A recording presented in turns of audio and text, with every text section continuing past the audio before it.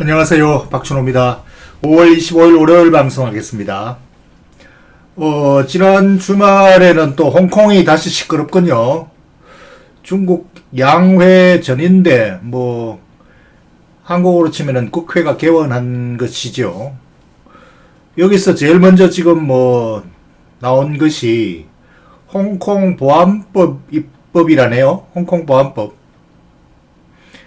홍콩이 작년에 소요 사태로 아주 심한 고통을 겪었는데, 요번에 다시 이제 코로나 사태를 기회로 해가지고, 그러한 내란 소요 사태에 가까운, 그것을 미리 예방 차단하려고 하는 중국 당국의 의도 같습니다. 그래서 기습적으로 이렇게 올렸다고 이렇게 보이는데, 이걸 가지고 지금 엄청난 반발을 불러일으키고 있죠. 오늘 어제 중국 시위대들이 또 다시 일어섰고, 미국에는 또 강력한 경고를 메시지를 보내고 있고, 이게 다시 또 소용돌이 속으로 휘몰려 들어가면서 주식시장이 또 롤러코스터를 좀 탈 것 같습니다. 이거 사태 아니라도 어차피 지금 지수가 여기 보이는 것처럼 마지막 허들을 지금 돌파를 시도하고 있는데, 여기서 기술적 조정을 겪기도 있어요. 그러니까 심리적으로 단기 차익 실현 매물이 나올 즈음 해서 이런 이벤트가 나오면 굉장히 또 효과가 크게 작용하죠. 그래서 어차피 겪어야 될 일을 지금 홍콩 사태를 통해서 겪는다, 이렇게 생각하시면 될 것 같습니다. 왜 하필 이럴 때 또 홍콩 사태가 벌어지느냐, 요거 아니면 또 다른 일이 벌어졌을 거예요. 그러니까 요런 거는 수시로 항상 일어나는 일이고, 그때그때마다 이제 다른 이름을 달고 기술적 조정의 하나의 요인이 된다, 요렇게 이해를 하면은 앞으로 이런 상황도 똑같이 어떤 상황이 일어날지 모릅니다. 일어나 봐야 하는 거죠. 그래서 그것을 미리 예방해서 어떤 전략을 미리 세울 수가 없는 겁니다. 그래서 이게 트레이딩이 어려운 거예요. 그래서 결론은 뭐냐, 이 누가 이기느냐 이거죠. 결론은 여기서 성자가 누가 되느냐, 홍콩의 시민들이 성자가 될 것이냐, 아니면은 중국 당국이 모든 것을 다 평정하고 승리자가 될 것인가, 아니면은 미국의 강력한 경고 신호에 중국이 뒤로 물러설 것인가, 요게 이제 누가 위너가 되는가의 추론인데, 결론부터 하면은 이 승자가 있을 수가 없어요. 예를 들어서 독재 정권에 강력하게 부패 정권에 항의하는 사태, 몇 년 전에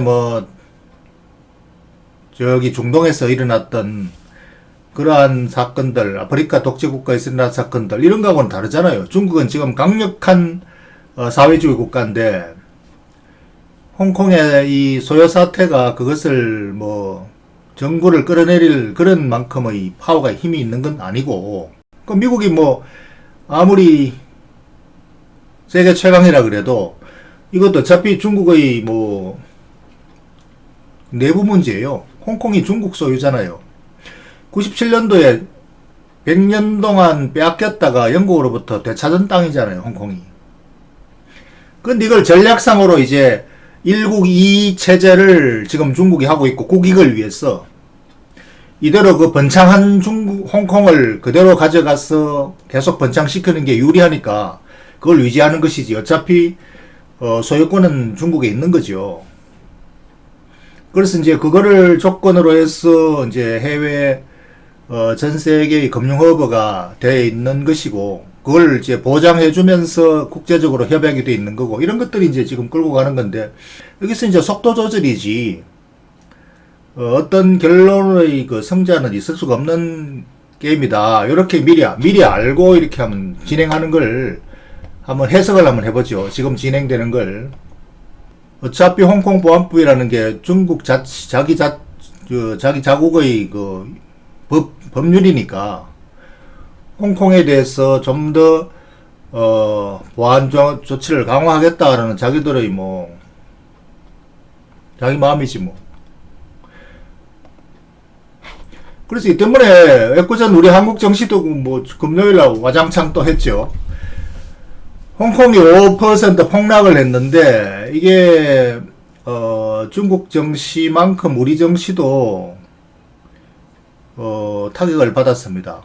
이게 홍콩 지수가 떨어지면은 그것 때문에 거기에 관련된 상품 있죠. 또 파생 상품 이런 것들이 연계돼 가지고 지금 뭐 특히 증권회사들이 손실이 또 많아지지 않을까 이런 우려가 적시 작용합니다. 시장에서. 그러니까 이게 뭐 변동성 있을 때마다 옆에 남은 나라인데도 우리가 심하게 타격을 받는 게 어쩔 수 없는 운명이다 이렇게 받아들여야 되고, 그게 실제로 포지션이 얼마나 될까 하고는 다른 거예요. 그냥 심리적으로 그만큼 민감하게 작용한다 이런 현상이지요. 그래서 이게 뭐 홍콩과 중국 관계는 국내 문제예요 사실은. 그런데 국제협약에 의해서 운영되고 있는 경제 시스템이기 때문에 지금 이렇게 전 세계적으로 조금만 뭐 문제가 생겨도 시끄러운 거죠. 이게 과정에서 이제 주식시장 대응을 어떻게 해야 될 것인가 항상 나오는 거죠. 그래서 이게 시진핑과 트럼프의 힘겨루기가 다시 또 이걸 가지고 무역 분쟁이 아니라 또 코로나 분쟁으로 나가더니만 이제 뭐 홍콩 사태까지 지금 엎친 데 덮친 격으로 엄청나게 복잡했습니다. 스토리가. 그래서 이 스토리를 뭐 쭉 서치를 해보니까 모든 지식인이나 주변 중국을 주변에 있는 외부 관련 기관들이 다 중국을 비난합니다. 이거 비난을 해야 된다고 해서 중국의 야욕이 도로 뭐 철수하지는 않을 거예요. 그죠?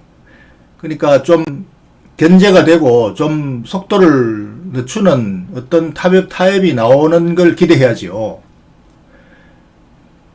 그래서 이게 주변의 여론이 굉장히 시끄러우면은 그래서 그것에 의해서 뒤로 약간은 이제 속도가 늦추어지는 그 정도로 우리가 기대를 해야 되는 것이고, 그 정도면은 앞으로 당연히 그 정도로 결론이 날 것이다 이렇게 예상하는 게 가장 합리적일 겁니다.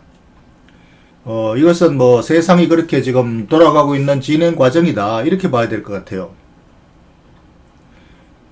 그래서 여기를 일일이 대응해서 우리 전략의 트레이딩을 어떻게 해야 될 것인가. 야, 어제 와장창 금요일에 와장창인데 오늘 또 와장창했구나. 오늘 또 아시아 시장이 뭐 좀 불안하겠죠. 근데 미국 시장은 의외로 견조하대요. 지난 주말에 트럼프는 뭐 말로만 너렁대지 사실 이게 뭐 이렇다고 해서 이기지도 못하대. 트럼프가 그동안에 이거 북한하고 얼마나 러렁대고 북한을 뭐 다 지구상에 없애버린다고 그러더니만 멀쩡하게 김정은이가 여기 뭐 살아있네. 서로 대결하기 전에 하고 지금은 달라진 게 뭐 있습니까? 그대로죠. 그러니까 뭐 중국하고도 마찬가지일 거라는 거죠. 이렇게 어르렁거리다가도 뭐 또 그러다가 또 시간이 흐르면은 또 뭐 또 다른 일로 뭐 넘어가고, 그 세상은 그렇게 돌아가는 것 같아요. 그러면 그 와중에서 영향을 금융주가 제일 많이 받죠. 근데 그 금융주가 영향을 받는데 이런 와중에서 누가 은행이 뭐 파산했다, 이것 때문에 파산했다는 얘기 한 번도 못 들어봤습니다. 이 통신장비 화웨이를 뭐 다 때려잡는다고 그러는데 화웨이도 여전히 건재하고 있고, 화웨이 잡는다고 벌써 언제부터 이 트럼프 대통령 되고부터 그러더니 막 여전히 살아있네 그냥. 그러니까 이게 결국은 하나의 역풍이고 바람이지 이 방향을 바꾸지는 못한다. 세상은 그렇게 역풍을 맞으면서 또 시끄러우면서 계속 전진하는 게 이 세상인 것 같아요. 금융주 주가가 오랜 기간 제자리인데 가치 투자하는 것이 맞을까요? 이게 누구나 가지는 의문이지요.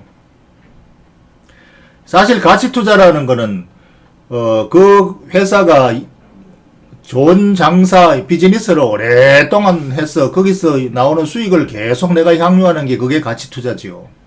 그 가치 투자에 대한 개념이, 어떻게 보느냐. 이 기업, 투자 대상 기업은 나의 사업체예요, 사업체. 내 사업체가 가격은 안 오르고 장사 잘해가 내가 수익을 계속 많이 내면 그게 가치 투자 아닌가요? 그래서 그 가치라는 거는 실적이 좋아서 나중에 내한테 이득을 많이 배당을 많이 주면은 좋은 거고, 또 그렇게 하는 회사가 나중에 소문이 나서 가격이 올라가면은 그것도 좋은 거고, 그렇더라도 가격이 안 올라간다? 그래도 뭐 나쁘지 않죠. 가격이 안 올라가도 내가 배당을 계속 고배당을 받을 수 있으면은 그럼 된 거 아닌가요? 그래서 가치 투자의 개념을 명확하게 해야 되고, 가격 상승을 기대하는 그것을 가치 투자라고 한다면은 제 관점에서는 그건 가치 투자가 아니에요. 그것도 일종의 매매 차익을 노리는 폭풍에 이게 견딘다라는 게, 이게 이제 주식에 대한 투자 위험이죠. 그러니까 폭풍이 이게 뭐 매일매일 그냥 바람이 세게 불었다 약하게 불었다가 항해하는 거하고 똑같아요. 그러니까 이거를 이제 거치면서 항해해 나가는 게 주식 투자인데, 이럴 때마다 흔들려서 샀다가 팔았다 하는 것은 이제 매매죠, 매매. 그래서 이걸 오늘 이 홍콩 사태를 가지고 우리가 봐야 될 게 뭐냐. 결론은 아무 일도 안 일어난다. 그러니까 변함이 없다는 거지. 이렇게 흔들리다가 다시 제자리로 간다. 이거에 처음에 시작할 때 제가 말씀드린 게 그게 결론이죠. 그러니까 투자자에게는 이런 것들은 그냥 바람이 좀 세졌다, 역풍이 좀 세졌네 이거지. 이걸 가지고 투자 전략에 중요한 뭐 고비가 왔다든가 어떤 전략의 변화를 추구해야 된다, 이런 게 아닙니다. 그래서 그거를 오늘 설명드리려고 이걸 갖다가 주제를 정했고, 그래서 이런 것들에 대해서 이제 심리적으로 좀 덜 불안하고 덜 흔들리려고 포트폴리오의 20%를 현금으로 항상 가지고 있으면은, 이렇게 해서 주가가 많이 떨어지면은 비중 확대할 기회를 노릴 수 있는 그런 여유를 가질 수 있다라는 측면에서 포트폴리오의 현금 비중에 대한 전략이 필요한 거고, 그러고 이제 장기 투자를 적립식으로 하는 분들은 그런 게 전혀 필요 없죠. 뭐 이렇게 해서 많이 주가가 떨어지면 또 이달에 매수할 주식 수가 같은 금액으로 더 늘어나서 좋은 기회고, 아무런 전략상의 문제가 있을 수가 없습니다.